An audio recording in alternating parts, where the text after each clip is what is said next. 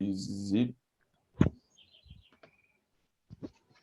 Boa tarde, gente. Nosso grupo aqui, a gente se juntou para comentar dois documentários. Meu nome é Alberto. Eu estou aqui com o Alan e com o Otávio. Os dois filmes que a gente vai falar são o Ser Feliz no Vão, que é de 2020. Ele foi dirigido pelo Lucas Rossi. Ele tem 12 minutos, é um documentário bem rapidinho que vai tratar sobre o racismo no Rio de Janeiro, nos espaços em que o negro pertence e não pertence nesse sentido. E o outro filme é o Quando o Crioulo Dança, de 1988, que justamente é o marco, né, do centenário da abolição da escravatura. E ele pretende, né, repensar como o negro está 100 anos depois que a abolição a Lei Áurea foi assinada. Ele é dirigido pela Dilma Lois, e recentemente ela até faleceu. Então, a gente vai comentar o filme dela, que foi lançado há bastante tempo, mas tem muitas coisas que são ainda muito atuais. A gente vai entrar nessa questão e repensar, né, o que ainda é atual e o que ainda não é. Esse filme já tem 32 anos, né? Então, 33 anos. Então, cabe repensar se ainda é atual ou não. A gente vai falar exatamente sobre isso. A gente vai começar falando quando criou o Dança, justamente por ele ser mais antigo. Eu queria pedir que o Alan comentasse primeiro. Pode ser? beleza. Falei meus colegas também. Prazer estar aqui com vocês. Então, assim, vamos começar falando sobre o Quando o Crioulo Dança, que, em primeiro lugar, foi um documentário que me impactou bastante. Eu não o conhecia, mas achei muito bacana toda a proposta dele e toda a estética também me prendeu. E, em primeiro lugar, a primeira parada que já me prendeu foi ela ter falado ali no início de São Gonçalo, né? E quando falou o nome da cidade de São Gonçalo, já me prendeu de pensar assim, caramba, o documentário fala daqui e me causou um estranhamento exatamente pela problemática que ela estava trazendo. Porque enquanto um gonçalense que estuda história e tudo mais, tipo, eu conheço o valor da minha cidade, eu amo demais a minha cidade, mas São Gonçalo é vista de uma maneira assim tão comum como uma periferia de tudo, assim, um lugar onde ninguém quer estar, um lugar onde ninguém fala, que já é uma parada que já me chamou a atenção falar de São Gonçalo ali. Além disso, né, toda a temática que está trazendo ali de 100 anos após a abolição, né, que Brasil é esse de 100 anos depois, né, aquelas pautas que estão ali em voga. Enfim, eu achei um documentário bem interessante, bem pertinente, e eu tenho até alguns comentários de reflexões que eu fiz em cima dele. Eu já poderia fazer agora ou a gente pode fazer isso em um outro momento? Pode dar o pontapé inicial, um deles, para a gente começar a debater depois. Beleza. Assim, a parada que já me chama atenção de cara, né, é pensar que esse Brasil, 100 anos após a abolição da escravidão e praticamente sim, 99 anos depois da proclamação da República, ainda é um ambiente de disputa de cidadania e de um ideal de pertencimento à nação por parte do povo negro, né? O povo negro que ali naquele momento da abolição, em um determinado momento, era pô, propriedade de um sujeito, e depois, com todo o processo de proclamação da República, né, de uma ideia de democracia que iria se viver ali no Brasil, esse negro ainda ele não é reconhecido como um cidadão. E a canção final do documentário, eu acho que ela busca trazer muito isso, essa ideia de a gente quer ser uma nação, a gente quer ser um cidadão, né? Uma música célebre de Gonzaguinha, que estava na abertura da novela Amor de Mãe. E, tipo assim, já me chamou muito a atenção essa questão de pensar assim, cara, muitas coisas não mudaram, porque a gente vai pegar, por exemplo, o direito ainda enxerga brancos e negros de maneira diferente, né? Quando vai apontar que um jovem ou ele é estudante ou ele é traficante. Então, assim, várias lutas daquelas ainda estão ali. E fora a questão que hoje está super em voga também, né? De um conceito que está super em alta, que é a ideia do racismo estrutural, né? Trazida também pelo Silvio de Almeida.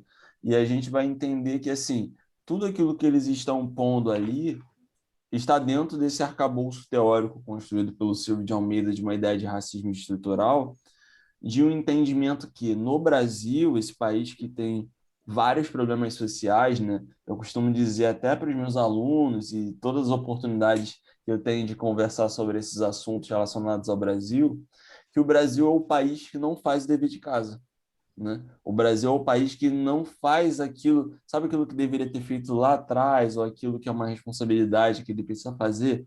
Então, para fazer com que as coisas andem de um jeito mais coerente, né, o Brasil não faz.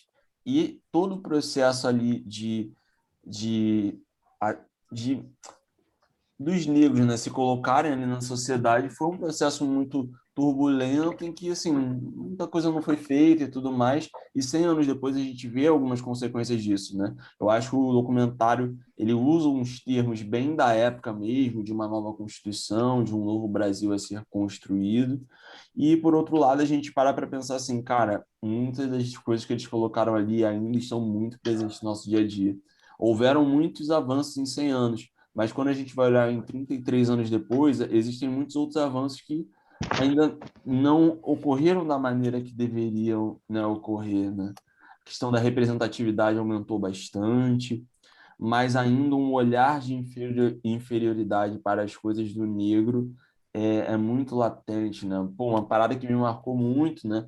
Foi a cena de uma mãe falando de uma situação que aparentemente ela tinha um filho negro, né?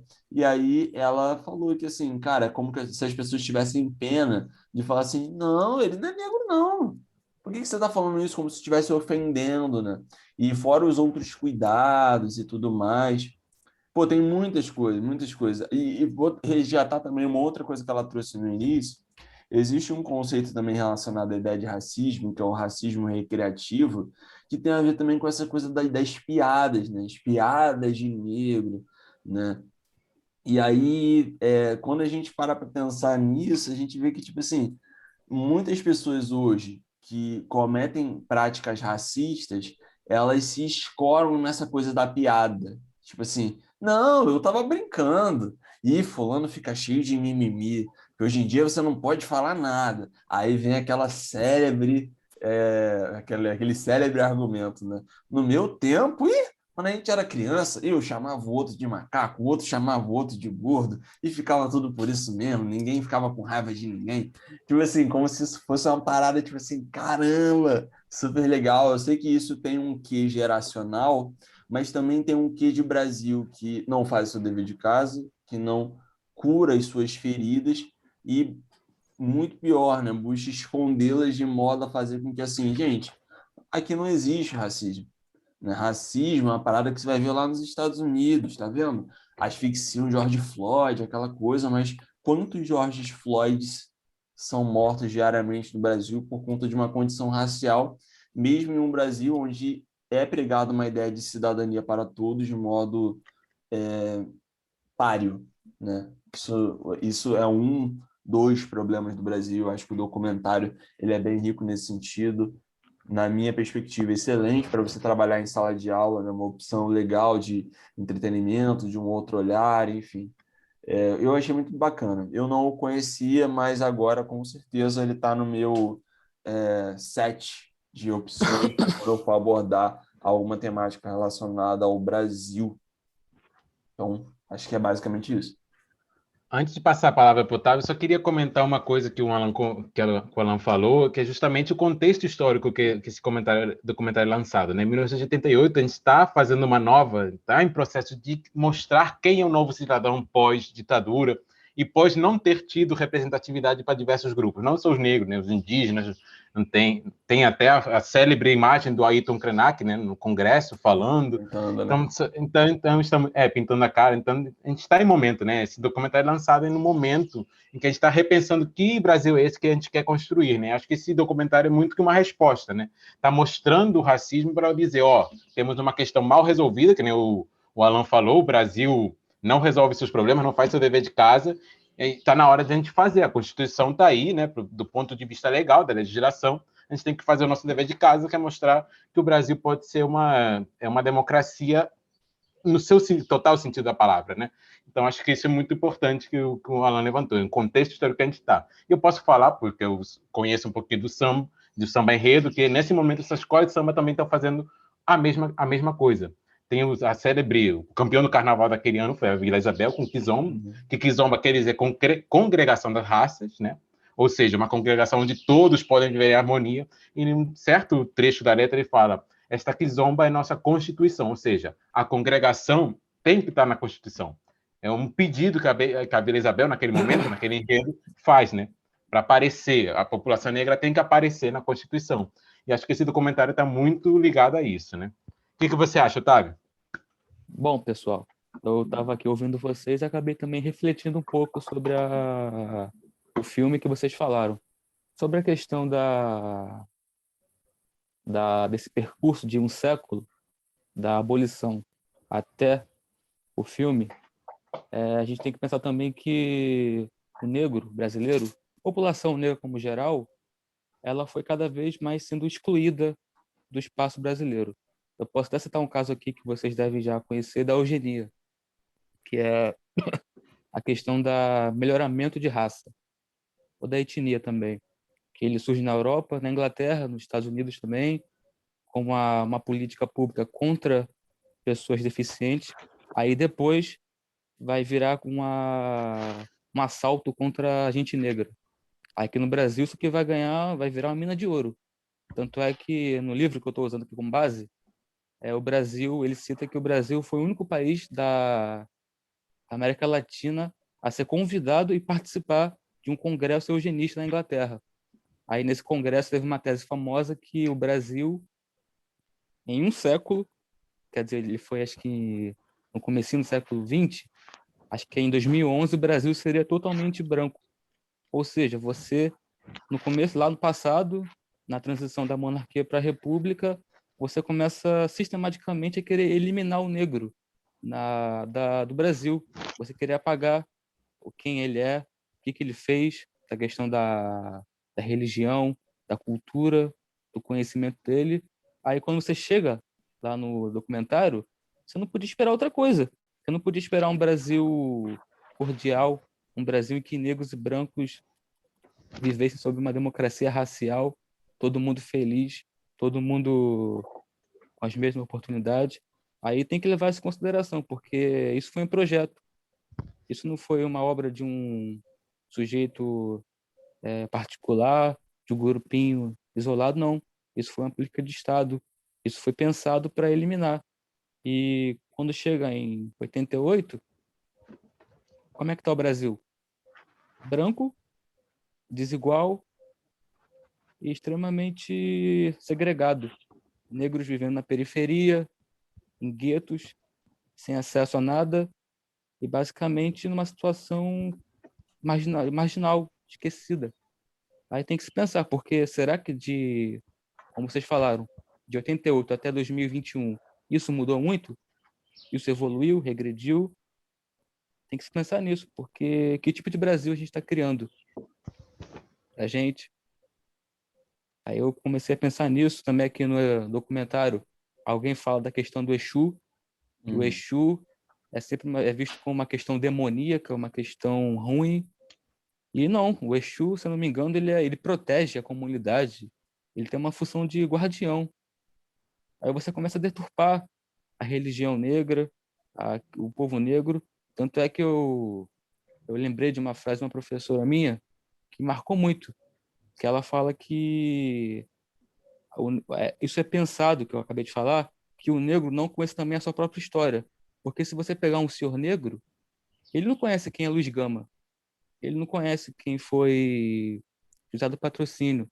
Ou seja, a classe dominante no Brasil neutralizou o conhecimento, o acesso ao conhecimento do negro à sua própria história. Aí quando você chega também na questão do racismo, você também tem a questão da alienação da população negra. Isso não querendo acabar com o clima aqui, que a gente estava de felicidade, mas isso é preocupante. Isso é muito, isso é muito aterrorizante.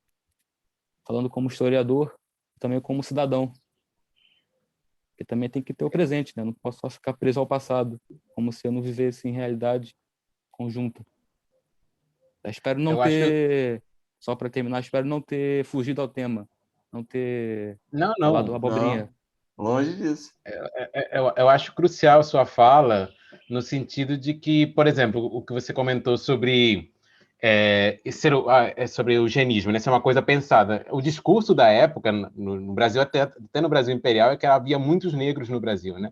Está, por exemplo, estava vendo no relatório provincial de 1889, em que um dos relatores fala a imigração é algo positivo não só pela mão de obra que ela fornece, senão pelo melhoramento da civilização brasileira. Ou seja, isso está muito documentado, isso era falado abertamente, isso no relatório provincial é um discurso oficial, né? Isso está escrito no discurso oficial. De que maneira a gente fala sobre o negro sendo inferior, né? O branco como o principal civilizador num discurso oficial. Isso hoje em dia, obviamente, não. A gente avançou nesse sentido, né? Ninguém pode falar mais isso oficialmente, mas as falas e as práticas continuam sendo feitas, né? A Constituição de 88, a Constituição conhecida como Constituição Cidadã, não permite que a gente fale isso entre aspas no discurso oficial, apesar de ter figuras políticas, tudo mais que falem abertamente, não tenha consequências por isso. Mas, do ponto de vista legal, isso não pode mais. Então, a gente tem um certo avanço nesse sentido. Então, por isso que eu acho muito importante você resgatar isso, né? Porque no discurso oficial, esses discursos apareciam, né? O Estado fazia isso pensado. E isso reflete até no urbanismo. Por exemplo, a reforma Pereira Passos está toda inserida nesse contexto de afastar o negro dos principais polos da cidade, né, do centro da cidade. Tudo isso reflete em diversas camadas sociais, né? E a cidade do Rio de Janeiro é muito datada por esse pensamento, né? Afastar a população mais pobre dos centros, né? Até hoje a gente tem essa dificuldade e o trabalhador pobre sofre com isso quando vai trabalhar, né? Fala, Otávio. Não, Você só que levantou o eu dedo aí. lembrei agora, é que eu não posso pegar o livro, porque senão vai atrapalhar aqui a gravação. Mas nesse livro, que é a História Privada do Brasil, volume 4, ela também, quem escreveu foi a Lilia Schwartz. Vocês devem conhecer. Aí ela Sim. cita também um caso muito emblemático de uma história do século XX, é uma história infantil, em que um rei, uma rainha, tem uma filha, ela nasce negra. Aí eles começam a ficar todos assim, caraca. Caramba, travou, eu acho. Otávio. O que a gente faz agora? Voltou, Alô? parece. Tá, desculpa. Vocês têm que voltar tudo? Não, não vamos. Aí não, é que eu tava falando eu conto. Aí ela nasce negra, a filha deles, e elas consultam, o rei e a rainha consultam uma fada madrinha, sei lá, algum ser mágico. Aí eles falam, ó, se você deixar essa garota aqui trancada por 18 anos, 16, eu faço dela branca. Eu boto ela uma pele igual a leite, que eles falam. Leite branco igual a leite. Aí, o que acontece na história? Ela foge, ela conhece sei lá, um príncipe com nome indígena, que é um nome estranho pra cacete, é o Urubu não sei o quê. Aí, no final, ela vira branca. Aí a autora fala que isso aí, essa você virar branco, esse tornar-se branco, ele vira um ideal na sociedade. Aí, ou seja, isso aí é a coisa mais, sim, mais maléfica e mais perversa que você pode fazer na questão da etnia, da questão racial no Brasil. Você querer que o negro ele vire branco, ele negar a própria condição dele étnica. E também é outra coisa que o documentário não fala, mas que eu queria pontuar aqui.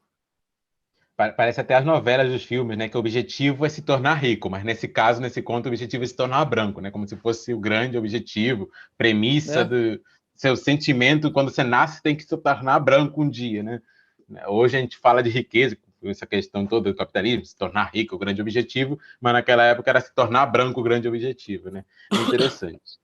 Mas agora falando do que eu achei do filme, eu gostei bastante, achei ele bem didático, como o Alan falou, bem aplicável à sala de aula, até porque ele parte da premissa, para mim, o filme parte da premissa de perguntar à sociedade se existe racismo no Brasil.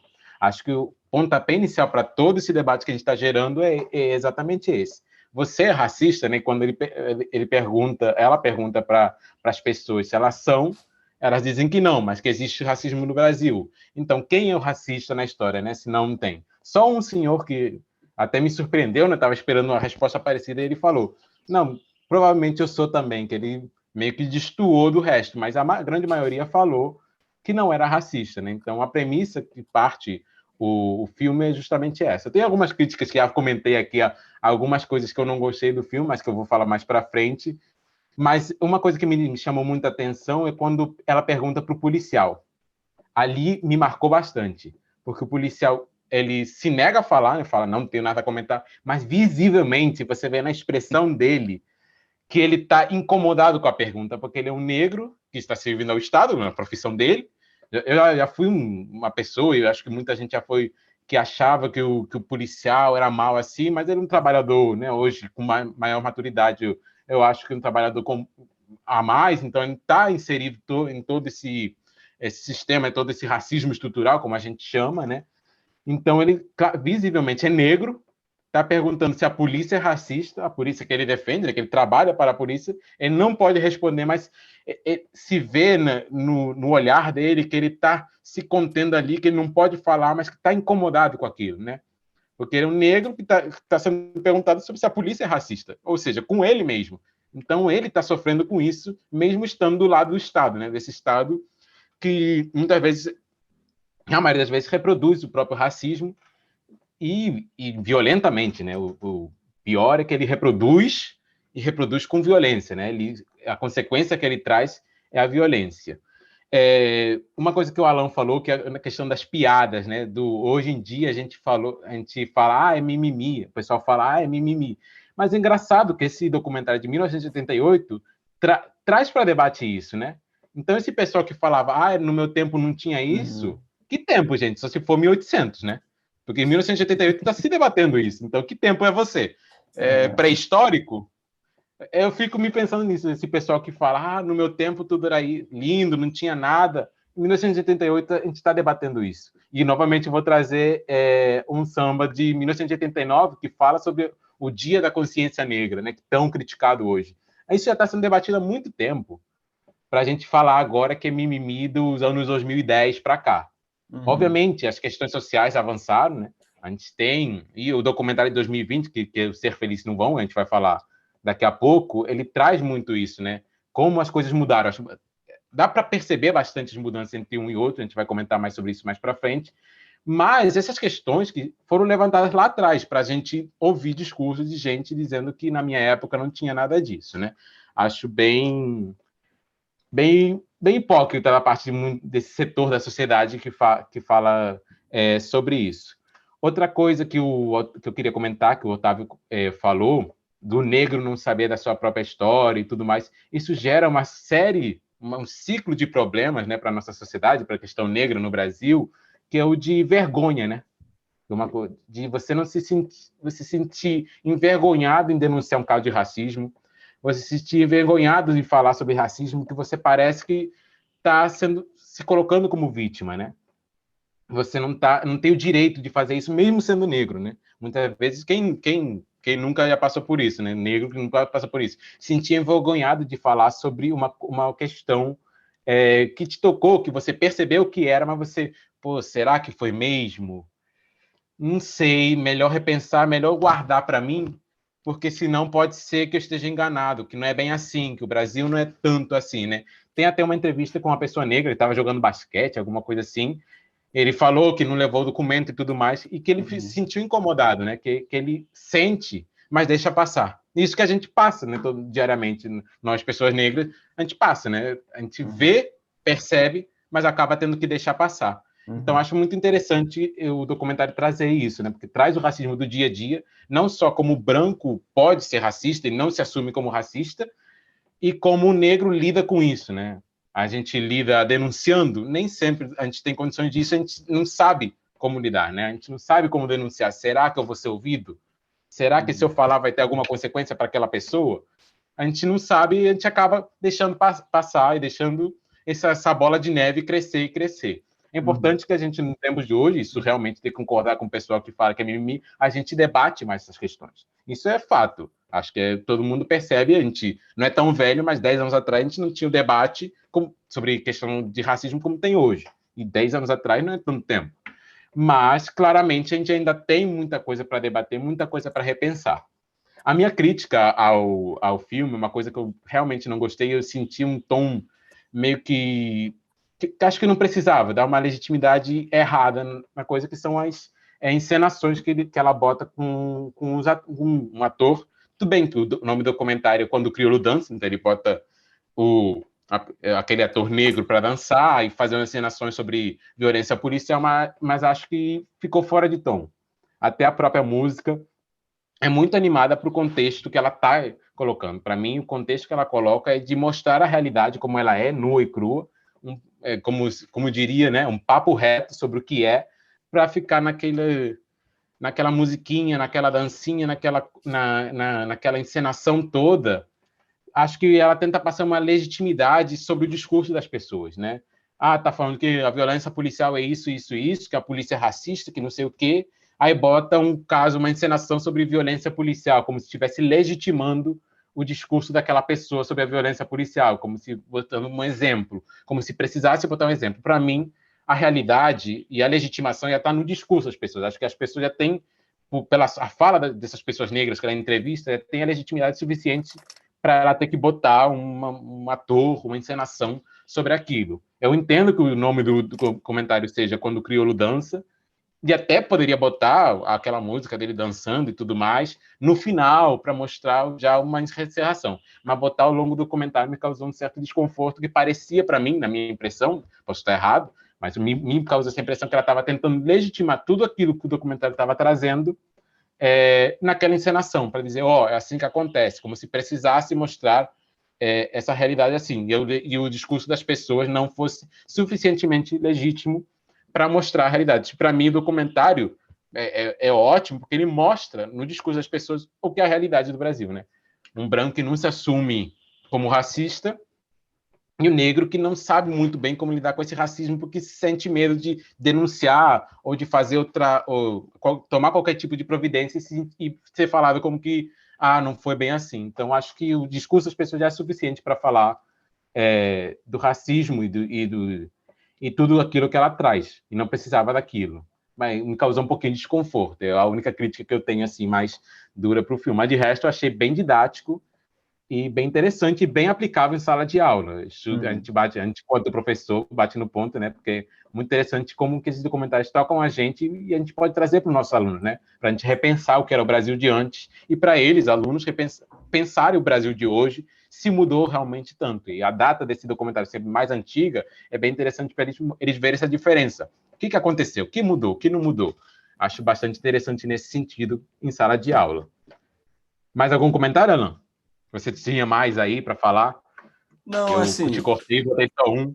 Não, eu acho que eu meio que já havia feito essas colocações, né? Que eu acho que vocês falaram todos os outros pontos que eu achava assim que realmente deveriam estar, mas eu acho que agora a gente pode fazer de repente um comentário já comparando com o outro filme, né? Nosso tempo está meio que acabando, então acho que a gente já Caramba. poderia meio que já ir concluindo e comparando com outro filme, talvez assim, acho que cabe, né, fazer isso, porque eu acho que o outro documentário ele já está trazendo outras pautas, né? Já está trazendo mais a questão de um lugar de fala, né, e de um debate, porque eu sinto que o primeiro ele está falando muito mais de uma ideia de integrar o negro ali naquela sociedade, né, fazer parte de uma mesma nação, né, como todo mundo igual, uma ideia até de democracia racial, que é um termo que aparece, e já o outro ele já está falando muito mais de uma ideia de um lugar de fala num sentido assim, vamos respeitar as diferenças, o multiculturalismo, as múltiplas raças, as muitas Áfricas dentro de um Brasil, os muitos Brasis dentro de um Brasil. Então eu acho que o outro documentário também ele é muito pertinente por isso. Eu acho que o outro, a diferença entre os dois é que um fala do racismo do dia a dia, né? Que é o primeiro, quando o Crioulo dança, e esse 2020, até através mostrando a arte, né? A cultura, a música, ele traz também muito mais além do campo cultural, um espaço do espaço, né? Aonde que o negro está inserido. Por exemplo, ele traz a fala da praia. Na praia, os negros não podem ir, a população mais pobre não pode ir. O espaço do negro é só na periferia, é lá que ele pode se movimentar sem o perigo do racismo. Então, é muito mais no ambiente, em que ambiente da cidade ele pode se mobiliza e em quais não. O outro é mais uma coisa mais de atitude pessoal, individual. O outro é mais mas o que a sociedade provocou para essa população negra a fazer no espaço, onde ele pode correr ou não. E é interessante que ele resgata, né, estilos musicais até dos Estados Unidos, o jazz, o rap, ele bota até o Mobb Deep, né, que é muito famoso, aquela batida do Mobb Deep, que é um rap muito underground, né, da década de 90, traz um pouquinho do samba ali, então são elementos culturais dessa negritude, né, que usa é muito mais de empoderamento, né, usa mais essa cultura, essa música, para mostrar que estamos lutando contra isso, né, a nossa voz não vai ser calada, né, então a música serve como esse elemento, né, a música e os espaços que o negro ocupa nessa sociedade, eles juntos formam um espaço de resistência. Esse documentário, para mim, diz muito mais sobre resistência, até porque, se não me engano, o diretor é negro, então ele fala, tem uma voz de fala ali muito presente, de como ele se sente, até o próprio nome de ser uma música da Elza Soares, né, uma referência, né, da negritude. Então ele se coloca como um lugar de fala, como ele se sente, como a música toca ele para falar da negritude, e o outro é um pouquinho mais de uma mulher branca falando de como a sociedade ainda pensa se há ou não racismo, ainda está repensando, pô, será que existe racismo? Não. O Ser Feliz no Vão, 2020, já parte da premissa que existe o racismo, está afirmando já desde o primeiro momento que existe o racismo e como que eles enfrentam o racismo, como que é o espaço de resistência, seja no campo da cidade, né, como o negro se movimenta, e no campo da cultura. E é basicamente isso. Eu gostei bastante de Ser Feliz no Vão, bastante mesmo. Até mais do que do Quando o Crioulo Dança, para ser sincero. E aí, Otávio? Então, cara, o Alberto, a minha visão é mais ou menos igual a sua, na questão do primeiro documentário, eu até falei, é uma questão de denúncia da condição, a denúncia do racismo no Brasil 100 anos pós abolição, e já o Ser Feliz no Vão já é uma questão de empoderamento, você dá poder para o negro contornar a sua mazela, a questão racial. Aí eu até escrevi o nome do autor que fala a questão da revolução na arte, que é o Fela Kuti. Eu até achei que fosse outro cantor, aquele Louis Armstrong, que ele parece um pouco, mas não é não. Aí ele fala dessa questão de como os negros, né, podem usar a música. Aí eu posso citar o Michael Jackson, que acho que é o caso mais assim, mais emblemático de um negro nos Estados Unidos, de um passado colonial brutal, que conseguiu ir lá, pegou a música, acho que ele pegou o gênero pop e conseguiu dar voz a ele, que é negro, e a comunidade negra norte-americana. E eu acho que é uma atitude muito feliz você tentar usar a arte como forma de visibilidade, porque se depender do poder público, não vai ter, assim, vai demorar muito. Aí também a questão pode usar também a questão da literatura, acho que deviam existir mais autores negros. Já existe aqui no Brasil pelo menos a questão de intelectuais negros, tem a Djamila Ribeiro, tem a Carla Alcotirene, também já está se formando um núcleo negro. Aí eu acho importante isso, o filme trata isso na questão do racismo também, que é um problema grave no Brasil, mas ele já é um pouquinho mais, que eu falei, ele é um pouquinho não tão melancólico, ele já é um pouquinho mais otimista quanto a esse problema. Mas eu gostei dos dois. Eu acho que eu não achei um melhor, outro pior do que o outro. Eu achei que os dois são relevantes, são atuais. Quer dizer, o outro também é do ano passado, mas o primeiro ele é atemporal.